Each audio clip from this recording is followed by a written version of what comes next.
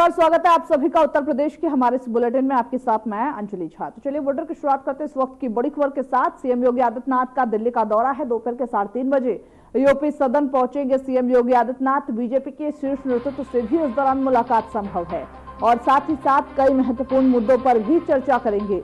तो कई महत्वपूर्ण मुद्दों पर भी इस दौरान चर्चा करते हुए नजर आएंगे। बड़ी खबर आपको बता रहे, बीजेपी के शीर्ष नेतृत्व से मुलाकात संभव है। ऐसे में तमाम मुद्दों पर चर्चा हो सकती है। लगभग 3:30 का वो समय बताया गया जब यूपी सदन सीएम योगी आदित्यनाथ पहुंचेंगे। तो दिल्ली का दौरा सीएम योगी आदित्यनाथ का बेहद महत्वपूर्ण रहने वाला है, क्योंकि सीएम योगी आदित्यनाथ जब दिल्ली के दौरे पर रहेंगे तमाम मुद्दों पर इस दौरान चर्चा किया जाएगा और साथ ही साथ जो बीजेपी के शीर्ष नेतृत्व हैं उनसे भी मुलाकात संभव है।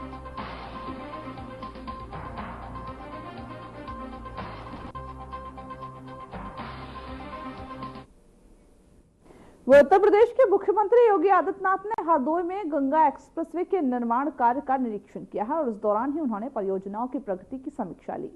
वो अधिकारियों को समयबद्ध तरीके से निर्माण पूरा करने के भी निर्देश दिए। मुख्यमंत्री ने कहा कि गंगा एक्सप्रेसवे उत्तर प्रदेश के विकास में मील का पत्थर साबित होगा। इससे क्षेत्रीय कनेक्टिविटी, व्यापार और रोजगार के अवसरों में बढ़ोतरी होगी। निरीक्षण के दौरान सीएम योगी ने निर्माण स्थल पर मौजूद इंजीनियरों और अधिकारियों से विस्तृत जानकारी ली।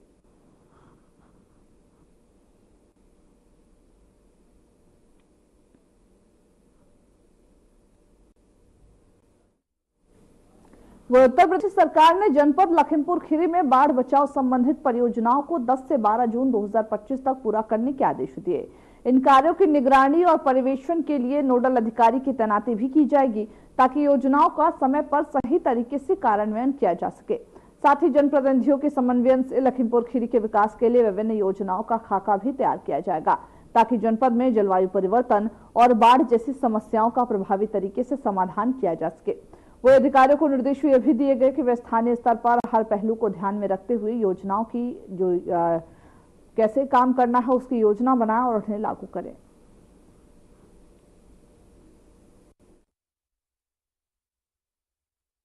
ये जो अभियान चल रहा है, हमें बाढ़ से बचाव का स्थायी समाधान चाहिए। इस जैसे ही शारदा नदी में चैनलाइजिंग का पूरा कार्य हो जाएगा, जैसे नदी को चैनलाइज करने में हमें पूरी सफलता प्राप्त होगी, 400 गांव बाढ़ से जो प्रभावित होते हैं उन लोगों को इससे राहत मिलेगी। 2.5 लाख की आबादी इससे राहत महसूस करेगी। 10,000 हेक्टेयर भूमि इससे बाढ़ से बचाव में मदद मिलेगी। और इतने बड़े कार्यक्रम के लिए आज मैं आपके बीच में यहां पर आया हूं। मैं धन्यवाद दूंगा रोमी साहनी जी को, मैं धन्यवाद दूंगा यहां के जनप्रतिनिधियों को, सभी माननीय विधायकों को, जिन्होंने लग करके इस बाढ़ की समस्या के स्थायी समाधान का रास्ता निकालने में सरकार की मदद की है। और आज हम सब आपके बीच आए हैं। मैं एक बार फिर से इस कार्य के लिए आपको बधाई देता हूं। अक्षय तृतीया आने वाली है। 30 अप्रैल को भगवान परशुराम की पावन जयंती का दिन भी है और अक्षय तृतीया तो हमारे सनातन धर्म में एक पवित्र तिथि के रूप में मानी गई है। यानी अक्षय यानी जिसका क्षय नहीं होता है। धन धान्य से हमारा घर और परिवार परिपूर्ण हो, फसल आने की खुशी में हर परिवार में कितनी खुशी होती है, यह इस बार भी देखने को मिला है। मैंने देखा अन्नदाता किसानों में, जब पिछली बार में आया था पीएलए प्लांट और गोला गोकर्णनाथ में भगवान शिव के छोटी काशी में अमनगिरी के आमंत्रण पर मैं आया था। भव्य कॉरिडोर बनने जा रहा है। बहनों और भाइयों, काशी की तर्ज पर छोटी काशी में भी अब एक कॉरिडोर बनकर के बाबा गोला गोकर्णनाथ का पावन पर्यटन स्थल के रूप में लाखों की संख्या में श्रद्धालु जनों को, पर्यटकों को अपनी ओर आकर्षित करने का एक कार्य होगा।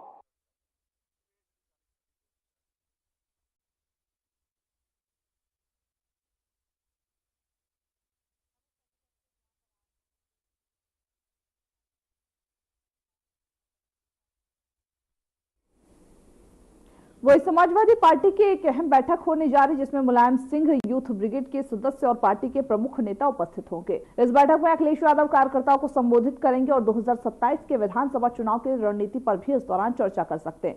प्रदेश भर से एसपी कार्यकर्ता और नेता इस बैठक में शामिल होंगे, जहां पार्टी की आगामी योजनाओं और चुनाव की रणनीतियों पर गहन चर्चा किया जाएगा। बैठक में अखिलेश यादव कार्यकर्ताओं को जीत का मंत्र देंगे और पार्टी को मजबूती से चुनावी मैदान में उतारने के लिए आवश्यक दिशा निर्देश भी देते नजर आएंगे।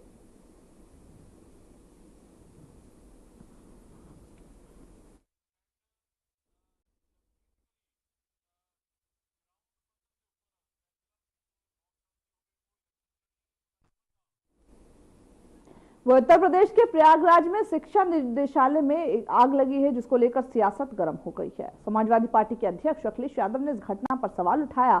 उन्होंने सोशल मीडिया एक्स पर पोस्ट करते हुए पूछा, क्या यह आग तकनीकी कारणों से लगी है या इसे जानबूझकर लगाया गया। अखिलेश यादव ने इस घटना की निष्पक्ष और उच्च स्तरीय जांच की मांग की है, ताकि इस मामले की असली वजह सामने आ सके।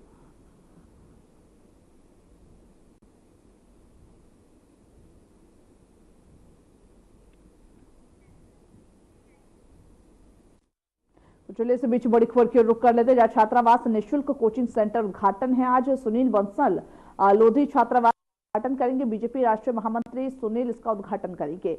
एसएसपी ने कार्यक्रम स्थल का इस दौरान दौरा भी किया है। सुरक्षा और व्यवस्थाएं जो हैं उसका जायजा लिया गया। बदायूं के ओझानी में शिक्षा के लिए ऐतिहासिक ये पहल की गई है। बदायूं से बड़ी खबर आपको बता दें, जहां पर सुनील बंसल लोधी छात्रावास का उद्घाटन करेंगे। बीजेपी राष्ट्रीय महामंत्री इसका उद्घाटन करेंगे। एसएसपी ने कार्यस्थल का इसको लेकर के दौरा भी किया, सुरक्षा व्यवस्थाओं का जायजा लिया।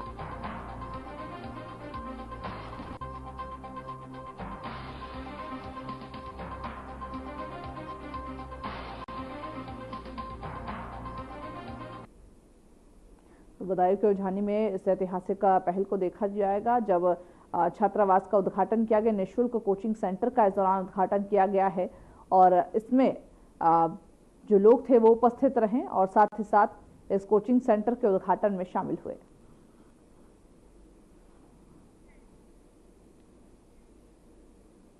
वही जम्मू कश्मीर के पहलगाम में हुए आतंकी हमले के बाद पूरे देश में सुरक्षा व्यवस्था को लेकर हलचल तेज हो गई। उत्तर प्रदेश में भी डीजीपी प्रशांत कुमार ने सख्त कदम उठाए हैं। यूपी के सभी जिलों में हाई अलर्ट जारी किया है। डीजीपी ने सभी जिलों में हाई अलर्ट जारी करने के साथ साथ नेपाल से सटे हुए जिलों में अतिरिक्त पुलिस बल तैनात करने के निर्देश दिए। खासकर उन इलाकों में जहां संवेदनशीलता ज्यादा है, वहां तुरंत फोर्स की तैनाती सुनिश्चित करने को कहा गया। तो वही डीजीपी ने यह भी बताया कि उत्तर प्रदेश में रह रहे सभी पाकिस्तानी नागरिकों को वापस तो उनके देश भेज दिया गया है। सिर्फ एक पाकिस्तानी नागरिक बचा है, जो 30 अप्रैल को अपने देश लौट जाएगा। सुरक्षा के साथ साथ डीजीपी ने सोशल मीडिया पर भी कड़ी नजर रखने के निर्देश दिए। उन्होंने सभी वरिष्ठ पुलिस अधिकारियों को यह साफ कहा कि कोई भी शख्स या समूह माहौल खराब करने की कोशिश करे तो उसके खिलाफ सख्त कार्रवाई की जाए।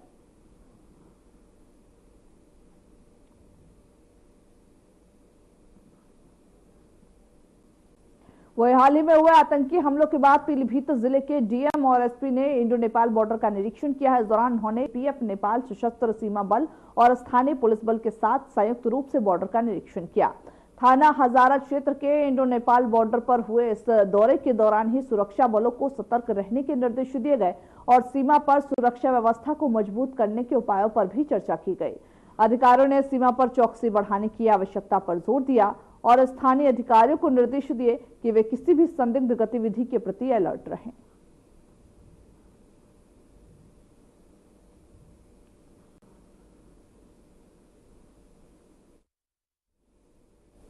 वही खबर हरदोई से, जहां पर मुस्लिमों ने आतंकी हमले का विरोध किया। बताते चले कि मुस्लिमों ने काली पट्टी बांधकर यह विरोध जताया है और पाकिस्तान मुर्दाबाद के नारे भी लगाए। साथ ही कैंडल मार्च निकालकर लोगों को श्रद्धांजलि दी। तो हरदोई से आपको हम तस्वीरें दिखा रहे, जहां पर मुस्लिम हाथों में काली पट्टी बांध करके विरोध जताते हुए नजर आ रहे हैं और साथ ही साथ पाकिस्तान मुर्दाबाद के नारे लगाते हुए वो न्याय की मांग कर रहे हैं और वो ये कहते हुए नजर आ रहे हैं कि भारत पाकिस्तान पर ठोस कार्रवाई करे।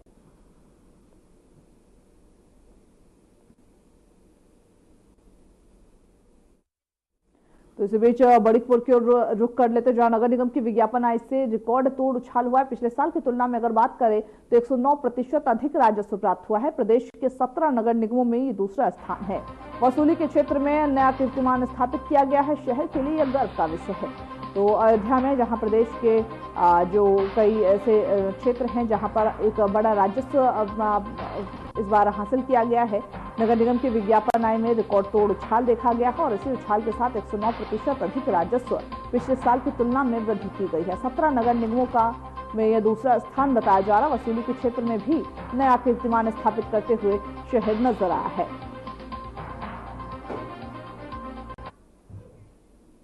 अल्मोड़ा से बड़ी खबर है, जहां हेड कांस्टेबल का शव मिलने से सनसनी फैल गई है। हेड कांस्टेबल अनिल रावत का शव मिला है, जहां अनिल रावत बागेश्वर के रहने वाले बताए जा रहे हैं।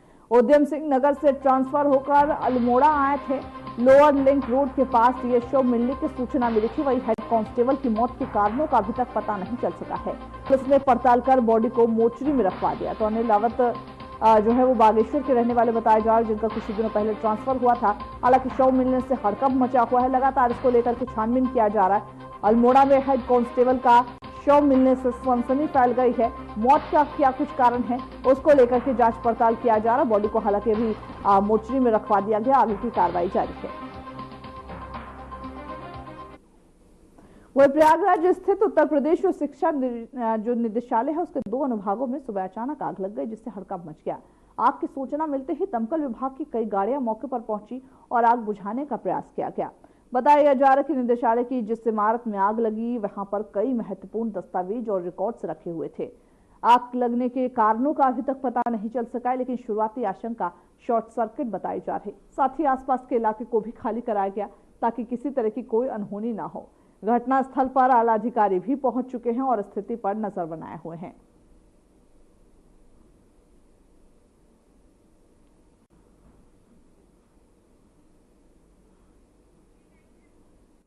वही कानपुर के पनकी थाना क्षेत्र स्थित शताब्दी नगर में धर्म परिवर्तन का मामला सामने आया, जहां पर जानकारी मिलने के अकॉर्डिंग भारतीय पुलिस बल तैनात किए गए हैं। पुलिस ने कई लोगों को हिरासत में भी लिया और उनसे पूछताछ की जा रही।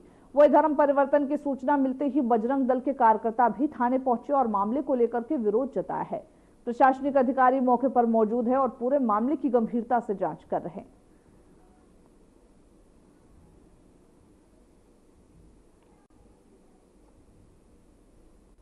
शिवालिक अपार्टमेंट में कई दिनों से शिकायत आ रही थी धर्मांतरण संबंधित विषय पर। आज कार्यकर्ताओं के माध्यम से वहां जानकारी मिली कि वहां पर कुछ इस तरह का काम चल रहा है। तो तत्काल हम लोग वहां जब पहुंचे तो वहां पर एक कोई फर्रुखाबाद से कासिम नाम का व्यक्ति आया था और 2 लड़कियां और एक बुजुर्ग और एक व्यक्ति वहां और था जो दरवाजा खोलने बंद कर रहा था, खोलने नहीं दे रहा था। जब हम लोग दरवाजा खोल धक्का देख के अंदर घुसे तो बाकायदा वहां पर मुस्लिम साहित्य था जो इसमें कलमा वगैरह लिखा हुआ था और वो जिस पोजीशन में बैठे थे वो नमाज अदा करने की पोजीशन पर बैठे हुए थे। हम लोग को देख के इधर उधर भागने लगे। प्रशासन को इस जो वो साहित्य बांटते थे अपना, जो कि भारत में जो बैन है जाकिर नाइक, उसके द्वारा लिखित साहित्य वो लोग बांटते थे। जो साहित्य जिनको बांटते थे उनके माध्यम एक लड़का उस माध्यम से आया हमारे पास कार्यकर्ताओं के माध्यम से। उसने वहाँ प्रार्थना पत्र दिया है। लड़का चौहान नाम है उसका और वही उसी अपार्टमेंट में रहने वाला है। उसने बताया है कि किस तरह वो प्रलोभन देते थे कि आ जाओ, कलमा पढ़ो, मुस्लिम बन जाओ, नौकरी मिलेगी, निकाह हो जाएगा, अल्लाह तुम्हें बरकत देगा, और इस तरह उस पर दबाव डालते थे। जब उसने मना किया तो कासिम नाम के व्यक्ति ने उससे कहा तुम पर अल्लाह का कहर टूटेगा और तेरा परिवार मर जाएगा। और इसके बाद वो जब वहाँ चला गया तो उसने खबर दी तो हम लोगों ने जाके रंगे हाथ उनको पकड़ा और तत्काल प्रशासन को सूचना दी। प्रशासन उनको पकड़ के ले गया। थाना पनकी अंतर्गत रतनपुर कॉलोनी में एक व्यक्ति फर्रुखाबाद से आया और उसका लड़का एक बाबा की दवा इलाज से ठीक हो गया था पूजा पाठ से, और वह दूसरे समुदाय का था और बाबा दूसरे समुदाय का, और वह किसी कारणों से कानपुर आया था। उसने ऐसा महसूस किया कि बाबा के पूजा पाठ से उसका लड़का ठीक हो गया है, उसको बाबा को कुछ फल मिठाई देने आया था। इस दौरान कई लोग वहां पे इकट्ठे हो गए और उन्होंने कहा कि धर्म परिवर्तन कराने आया है, क्योंकि बाबा के साथ जो लोग थे बाबा की समुदाय के थे और एक ही व्यक्ति दूसरे समुदाय का था। अभी प्रथम दृष्टया ये चीजें स्पष्ट नहीं हो रही है और जो भी बिंदु उठाए गए हैं सारे बिंदुओं पर जांच की जा रही है। आसपास के लोगों से वार्ता की जा रही है, अन्य स्रोतों से भी जानकारी जुटाई जा रही है। जो तथ्य उभर के आएंगे उसके अनुरूप आवश्यक विधिक कार्रवाई की जाएगी।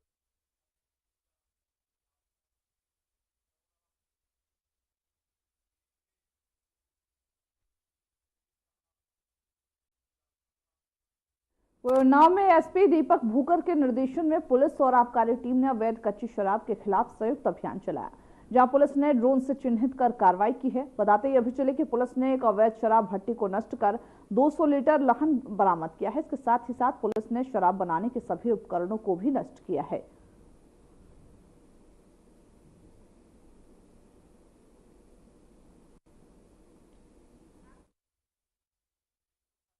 उत्तर प्रदेश में वैशाख अमावस्या के पावन अवसर पर हजारों श्रद्धालु गंगा घाटों पर एकत्रित हुए। तड़के सुबह से ही लोग पवित्र गंगा में डुबकी लगाते हुए नजर आ रहे हैं। श्रद्धालु न केवल स्नान कर रहे हैं बल्कि विधिवत पूजा अर्चना कर अपने पितरों के तर्पण और दान पुण्य भी कर रहे हैं। घाटों पर धार्मिक माहौल बना हुआ है, जहां पर भजन कीर्तन की ध्वनि गूंज रही। प्रशासन की ओर से घाटों पर सुरक्षा के कड़े इंतजाम किए गए हैं। वही पुलिस बल, एनडीआरएफ और स्वास्थ्य टीमें मौके पर मौजूद हैं ताकि किसी भी आपात परिस्थिति से निपटा जा सके।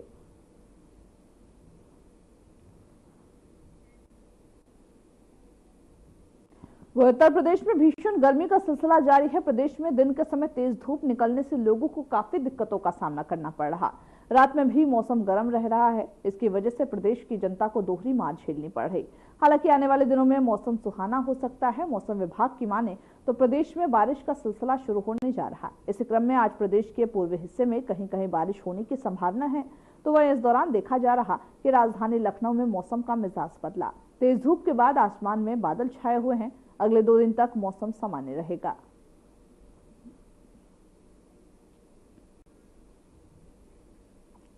तो जहां लखनऊ में मौसम का जो मिजाज है वो बदलता हुआ नजर आ रहा है। 5 दिनों से हालांकि तापमान में गिरावट देखी गई है, लेकिन इसके बावजूद कहीं ना कहीं मौसम सुहावना हो चला है। और लखनऊ की अगर बात करें तो वहां तब्दीली जरूर देखी गई है मौसम में, जिसकी वजह से तापमान में गिरावट की उम्मीद भी नजर आ रही है। हालांकि दिन भर धूप की वजह से लोग परेशान रहते हैं और लगातार ये देखा जा रहा है कि धूप में वृद्धि होते हुए नजर, जिससे लू की संभावनाएं भी बढ़ती हैं। लेकिन मौसम विभाग के अकॉर्डिंग ये कहा गया कि आने वाले दिनों में कुछ ऐसा ही मौसम रहने वाला है और कई जो क्षेत्र हैं वहां पर लोगों को गर्मी से राहत अभी मिलने की कोई उम्मीद नजर नहीं आ रही।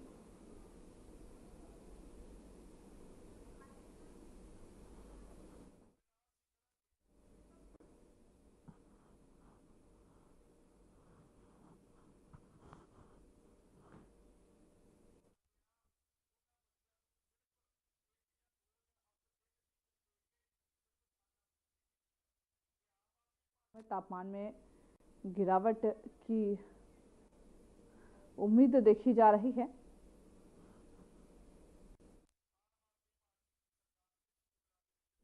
बढ़ते अन्य खबरों की ओर, जहां पर प्रधानमंत्री नरेंद्र मोदी ने अपने मासिक रेडियो कार्यक्रम में मन की बात के 121वें एपिसोड में देश की जनता से सीधा संवाद किया। इस दौरान प्रधानमंत्री ने जनता को संबोधित करते हुए कहा, पहलगाम में हुए आतंकी हमलों से पूरा देश दुखी है। आतंकी हमलों की तस्वीरें देखकर हर भारतीय का खून खौल रहा। यह हमला आतंकियों की कायरता को दिखाता है। कश्मीर में शांति लौट रही है, निर्माण कार्यों में गति आई है, पर्यटकों की संख्या में रिकॉर्ड बढ़ोतरी हो रही थी, कमाई हो रही थी, आतंकियों को ये रास नहीं आया। आइए जानते हैं और क्या कुछ प्रधानमंत्री ने अपने संबोधन में कहा है। भारतीय के मन में गहरी संवेदना है। भले वो किसी भी राज्य का हो, वो कोई भी भाषा बोलता हो, लेकिन वो उन लोगों के दर्द को महसूस कर रहा है जिन्होंने इस हमले में अपने परिजनों को खोया है। मुझे एहसास है हर भारतीय का खून आतंकी हमले की तस्वीरों को देखकर खौल रहा है। पहलगाम में हुआ यह हमला आतंक के सरपरस्तों की हताशा को दिखाता है, उनकी कायरता को दिखाता है। ऐसे समय में जब कश्मीर में शांति लौट रही थी, स्कूल कॉलेजों में एक वाइब्रेंसी थी, निर्माण कार्यों में अभूतपूर्व गति आई थी, लोकतंत्र मजबूत हो रहा था, पर्यटकों की संख्या में रिकॉर्ड बढ़ोतरी हो रही थी, लोगों की कमाई बढ़ रही थी, युवाओं के लिए नए अवसर तैयार हो रहे थे। देश के दुश्मनों को, जम्मू कश्मीर के दुश्मनों को ये रास नहीं आया।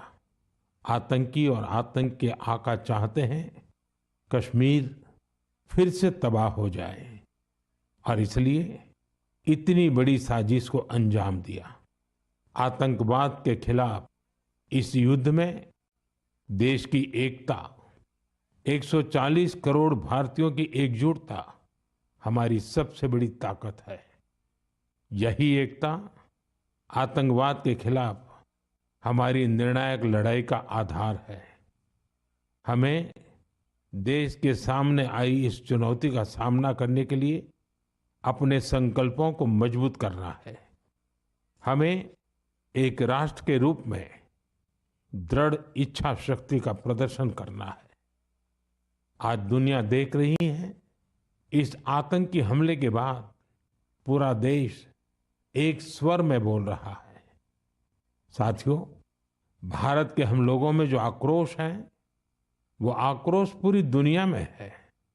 इस आतंकी हमले के बाद लगातार दुनिया भर से संवेदनाएं आ रही हैं। मुझे भी ग्लोबल लीडर्स ने फोन किए हैं, पत्र लिखे हैं, संदेश भेजे हैं। इस जघन्य तरीके से किए गए आतंकी हमले की सबने कठोर निंदा की है। उन्होंने मृतकों के परिवारजनों के प्रति संवेदनाएं प्रकट की है। पूरा विश्व आतंकवाद के खिलाफ हमारी लड़ाई में 140 करोड़ भारतीयों के साथ खड़ा है। मैं पीड़ित परिवारों को फिर भरोसा देता हूं, उन्हें न्याय मिलेगा, न्याय मिलकर रहेगा। इस हमले के दोषियों और साजिश रचने वालों को कठोरतम जवाब दिया जाएगा। साथियों, 2 दिन पहले हमने देश के महान वैज्ञानिक डॉक्टर के कस्तूरीरंगन जी को खो दिया है। जब भी कस्तूरीरंगन जी से मुलाकात हुई, हम भारत के युवाओं के टैलेंट, आधुनिक शिक्षा, स्पेस साइंस, ऐसे विषयों पर काफी चर्चा करते थे। विज्ञान, शिक्षा और भारत के अंतरिक्ष कार्यक्रम को नई ऊंचाई देने में उनके योगदान को हमेशा याद किया जाएगा। उनके नेतृत्व में इसरो को एक नई पहचान मिली। उनके मार्गदर्शन में जो स्पेस प्रोग्राम आगे बढ़े, उससे भारत के प्रयासों को ग्लोबल मान्यता मिली।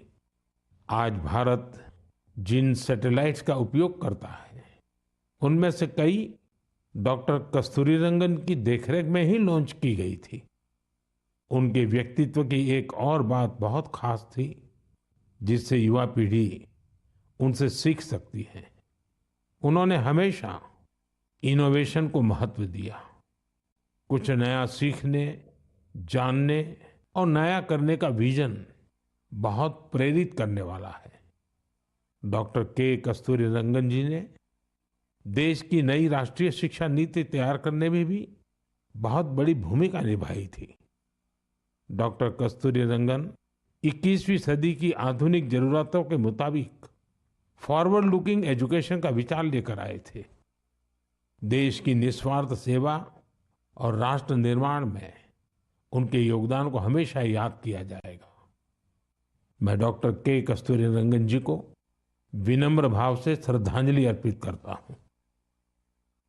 मेरे प्यारे देशवासियों, इसी महीने अप्रैल में आर्यभट्ट सैटेलाइट की लॉन्चिंग के 50 वर्ष पूरे हुए हैं। आज जब हम पीछे मुड़कर देखते हैं, 50 वर्षों के इस